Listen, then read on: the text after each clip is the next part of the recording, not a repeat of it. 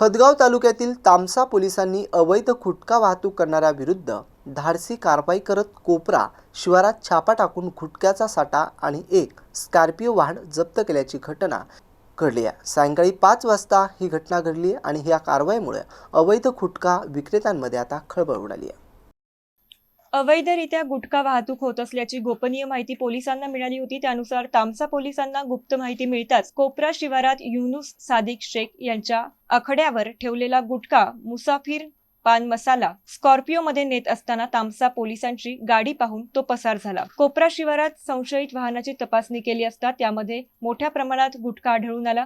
पोलिसांनी तात्काळ गुटखा साठ्यासह स्कॉर्पिओ वाहन जप्त करून तामसा पोलीस ठाणे या ठिकाणी नेण्यात आले। या प्रकरणी जप्त केल्यापैकी 85,440 रुपयाचा रजनीवास गुटखा, 445 पाकिट, 21,600 रुपयांचा जफरानी जर्दा, 450 पाकिट, 21,120 रुपयांचा मुसाफिर गुटखा, 110 पाकिट, 3,420 रुपयांचा रॉयल जाफरानी जर्दा पाकिट, 114 पाकिट, 5,400 रुपये पान मसाला 60 पाकिट, 3,600 SR तंबाखू 60 पाकिट आणि 5 लाख रुपये किमतीची स्कॉर्पिओ तामसा पोलीस ठाण्याचे सहदेव खेडकर व त्यांच्या टीमने पकडून परिसरातील सुमारे 15 वर्षातील धाडशी कारवाई केली आहे। समीर खान आयाज खान पठाण या व्यक्तीविरुद्ध अन्न सुरक्षा व मानके कायद्यानुसार गुन्हा दाखल करण्यात आला असून पुढील तपास तामसा पोलीस करत आहेत।